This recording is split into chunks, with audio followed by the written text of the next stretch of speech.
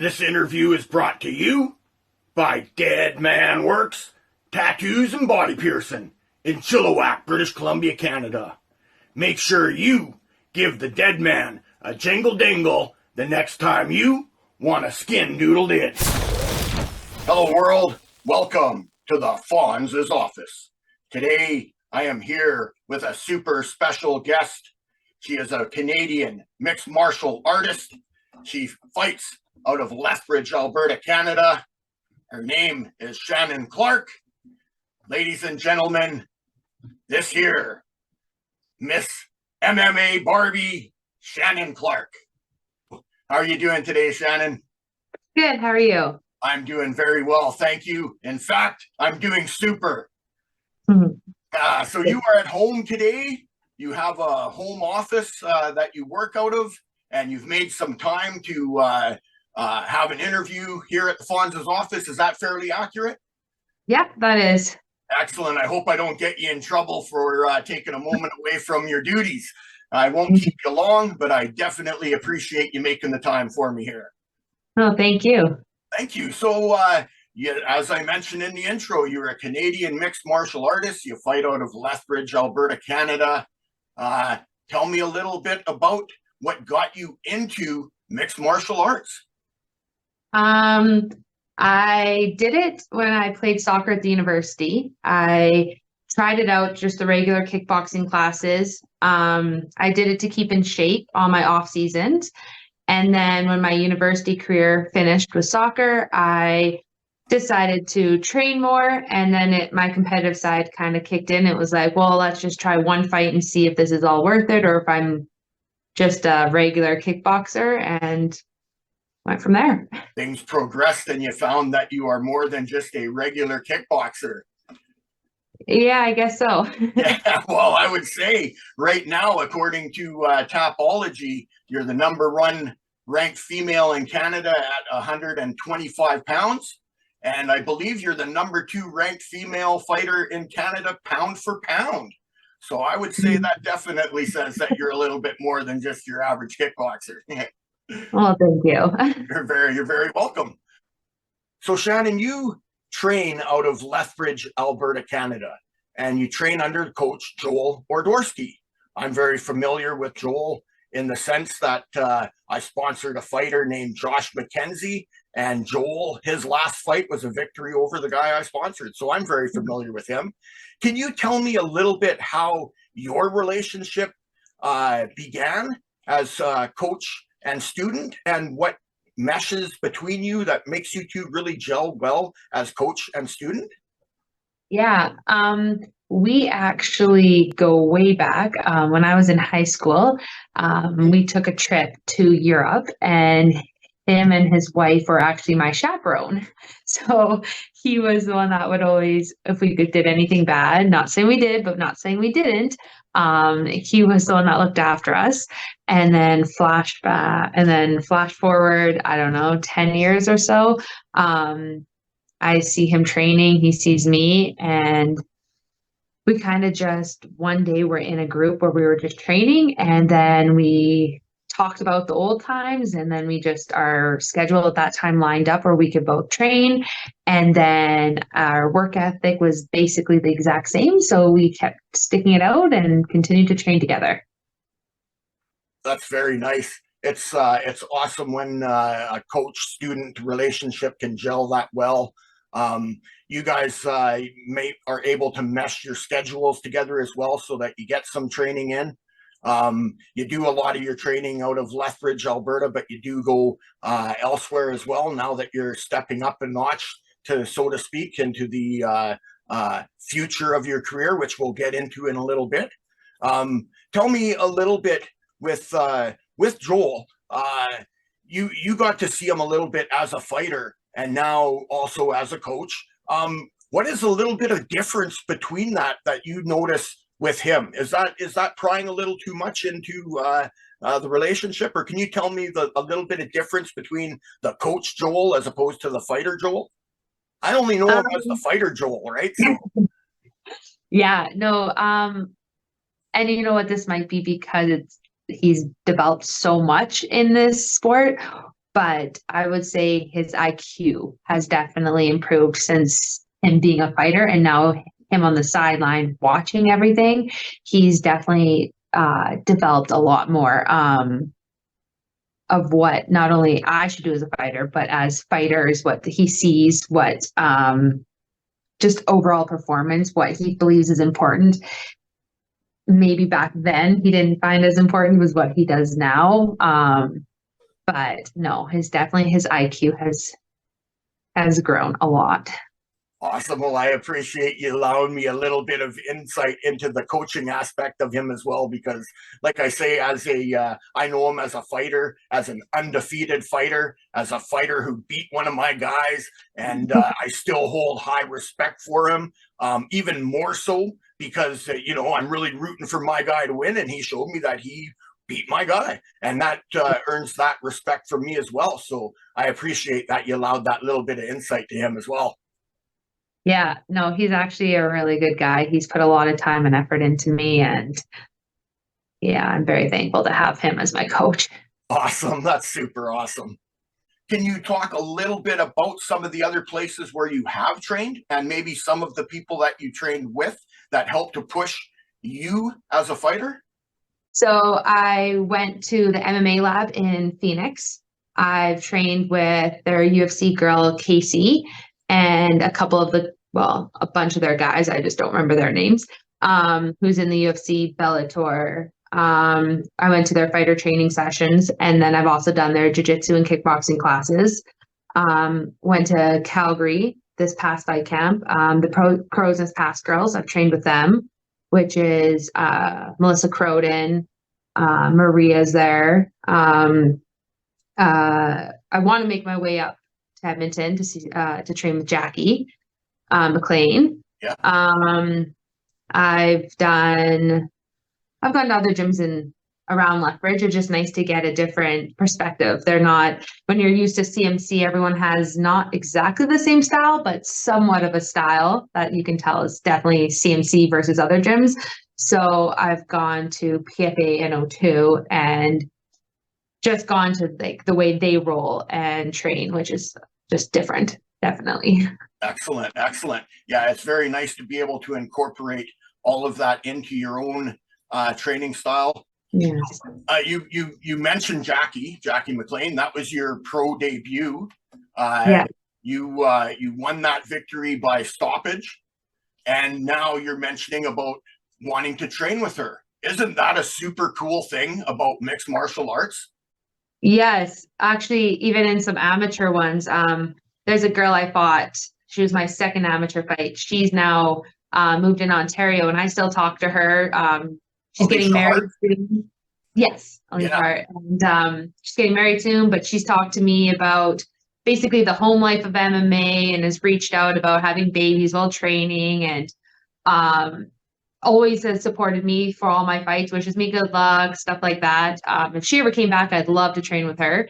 But back to Jackie, she comes from a really good gym. She's a tough girl, and she's definitely good. So yeah, no, I would definitely love. We've been in contact with her. Unfortunately, Edmonton's not just a quick get in the car, drive 2 hours like Calgary, train for the day, and come home. Yeah. So definitely we'll have to make that time or have her come down here. But no, we're hoping to get some training in with her soon. Yeah, very cool. That is really one of the things that I really love about mixed martial arts in the community within itself, is that a lot of times after two warriors go to battle against one another, they end up being amicable with one another, and sometimes a friendship blossoms as well. And that's a beautiful thing, because again, with the pushing ourselves to become at least 1% better every day, that's one of the things that I try to do, and I know it's very common amongst the people in the mixed martial arts community. So having those friendships and being able to build a little bit of trust as well, because it's those people that are close around us that outside of the gym, that sometimes they give us those tips that really strike home, and they can sit with us, right? Absolutely. Yeah. Now, we talked a little bit about Jackie and your pro debut. Now you're 3-0 as a pro with your last victory coming at Rumble in the Cage 65.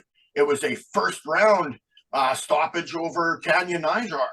Now, can you tell us a little bit about that fight, how you were feeling going into it, as well as how you were doing during the fight? Going into it, I felt the most trained I've been for any of my fights.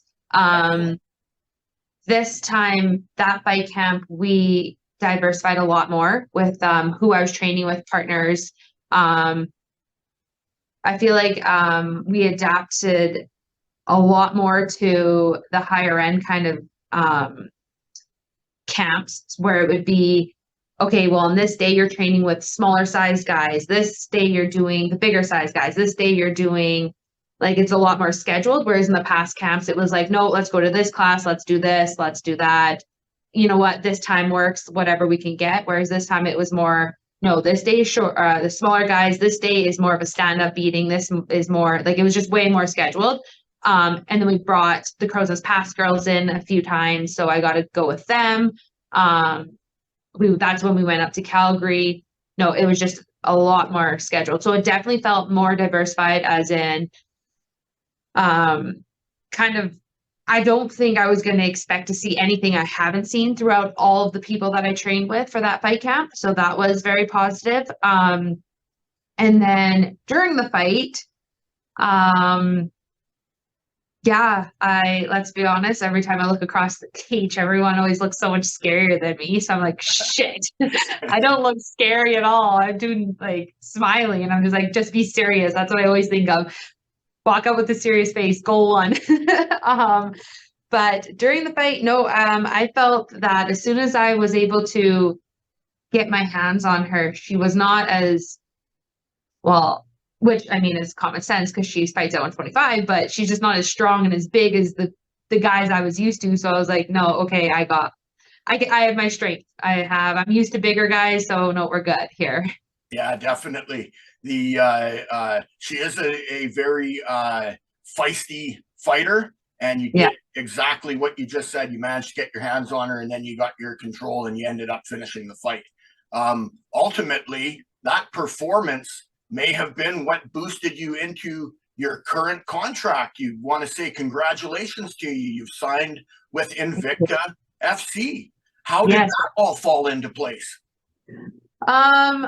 After that fight, about a week later, I had about four different guys contact me and offer me fights or, like, contracts, or say, hey, I'll be your agent and we'll get you this, or we'll do this. And then I had one guy, he contacted me and said, hey, I got you a 4-fight contract with Invicta. If you sign with me, he's from Vegas. So yeah, so I was like, so I called my coaches and I'm just like, listen, this is what's being offered. How do we turn that? Like, you can't, to me, it's right there in your face, how you can't turn that down. So obviously we'd take it, jumped on that as fast as I could. That's pretty amazing. And exactly, that's a good strategy on their part, going after somebody who is a top prospect in Canada, and not only just showing interest in having you as a part of their team, but actually going that step forward and doing the work ahead of time to show you that they are absolutely serious about where they stand and how they can help you. And a multi-fight contract with Invicta FC, wow, that's pretty super impressive if you ask me. Thank you.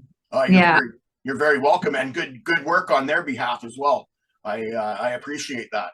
Have you had any communications with Invicta FC themselves yourself, or has everything just so far been through them? Or have you managed to have a chat with Shannon and be able to talk a little bit about what is to come?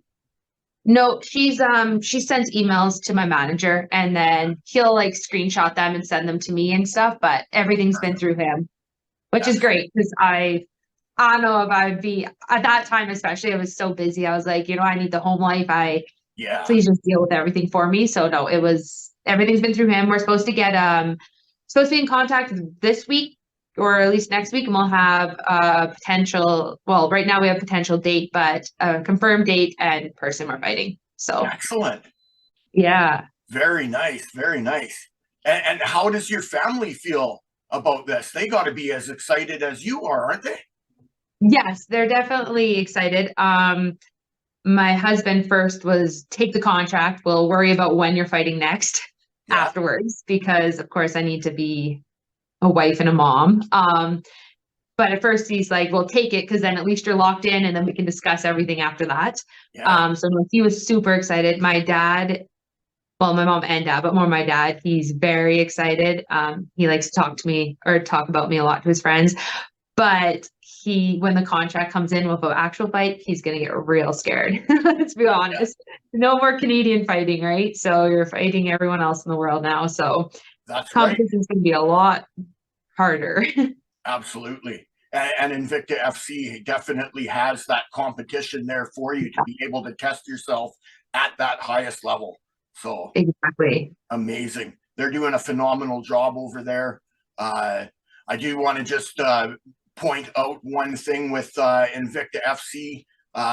They had a gentleman from Canada, Elias Theodoro, as part of their organization for a while. He was the ring boy, myself being a ring card attendant as well, the suit and tie ring card guy. And now with Elias's passing, this is the first that I've been on camera that I've been able to actually say that rest in peace, Elias. You did a lot of positive things for mixed martial artists in Canada. You did a lot of things for something that sits with myself is the therapeutical use exemption for Canadian mixed martial artists. And Elias Theodoro and Invicta FC, they were a match made in heaven, if I do say so myself. And rest in peace, Elias. You were a super solid man, and you were a super good fighter too. Oh, that's awesome. That was really nice of you. Yeah, I had a little bit of contact with him on and off. I did a couple promos for him, and he had some ties with Howie Lee at USG Canada as well. And there was definitely a brother in the community that was looking out for the best interest of Canadian mixed martial arts. Oh, well, I will move on from that now. We'll get back into the more happiness of things. With yourself and being a wife and a family lady, how do you manage to schedule in that time? You work, you're a mother, you're a wife, you're all these things. You got that multifaceted hat that you're wearing. How do you make the time for your life? literally just a schedule of hour by hour, minute by minute, basically is this to this to this. Yeah, my husband, he's shift work. And actually one of my coaches, Joel Odorski, he's shift work. So it really helps sometimes with the schedule lining up. We'll go before work, we'll do middle of the day, after work, evenings, whatever we need to do. And then work goes in between. I'm lucky that I own a company with my dad. So I can take an hour here, hour there, or if I work or train in the morning, then I can come to work a little bit later so that I can put hours in later. I'm very lucky I have that. Yeah, it's definitely not easy. Don't get me wrong. I lose out on seeing my friends a lot during fight camps, but they're very understanding. And when I'm not in fight camp, I put my friends more first than after, and so I can make up for lost time. And yeah, it's definitely just a scheduled life. Yeah, no doubt. It's not only is it scheduled for you, but your schedule is flexible as well. You fit your training in where it does fit in, and you make the time for your friends when you're able to make the time. So you've got that very well balanced, and I applaud you for that. That's something very difficult to do. Thank you. Now, Yeah, I was gonna say my husband, let's be honest, he does not enjoy it, but he puts up with it. yeah, I've talked with a lot of the male fighters and how their wives and their girlfriends react and respond to this. So this is the first time that I've spoken with a female fighter, and it's the roles are kind of reversed. Yeah. And now your husband is also involved with training and whatnot, isn't he? Yes, he does train. Again, when I'm in fight camp, he doesn't train as much because then he has to help. We have 3 dogs as well. So he Yeah, helps with the 2 kids and the 3 dogs. And then when I'm not in fight camp, he steps up his training. Yes. very nice. So does he compete as well, or he's just training for his own physical health and the protection of Yes, the family? exactly. He just trains for that. I think one day he wants to have a fight now. But I don't think he'll be able to while I'm fighting because there's no way we both could be in fight camp at the same time. Yeah, no doubt, and especially now with your schedule going to be bumped up a notch, being Yeah. at that next tier with Invicta FC. Yeah, exactly. So maybe one day he'll get a fight in. Well, I look forward to it. I'll definitely stay tuned. Oh, I'll watch that and be rooting them on as well if that ever does happen. But in the meantime and in between time, keep going with what you're doing there, sir, and keep that regime up and the support of your wife, because that is extremely important, as you know. And being a father and a dad, you are getting all of those things in place as well, and keeping that family life wholesome and healthy. Wholesome, healthy, and whole. That's there that's you the go. phrase I was looking for. Awesome. Shannon, our time is starting to run down here. Are there any people that you would like to say a quick thank you to? Just thank you to my family for supporting me. My coaches, thank you for putting in all the hard work. And thank you to all my training partners. Keep beating the shit out of me, making me better. Absolutely, absolutely. And this is one of those worlds where that's appropriate and that's what's needed Yeah. to propel ourselves to the next level. So, absolutely awesome. Thank you so much, Shannon, again for taking the time out today to come to the Fonz's office and have this interview with me. Thank you very much for having me. I appreciate it. You're very welcome. And to all the fans out there who are fans of Shannon Clark's, please stay tuned. There will be announcements in the coming weeks in regards to the works that are being done with Invicta FC. So please stay tuned. And for Thank now, you. I am the super fan. She is Shannon Clark, and we are signing out from the Fonz's office. Bye.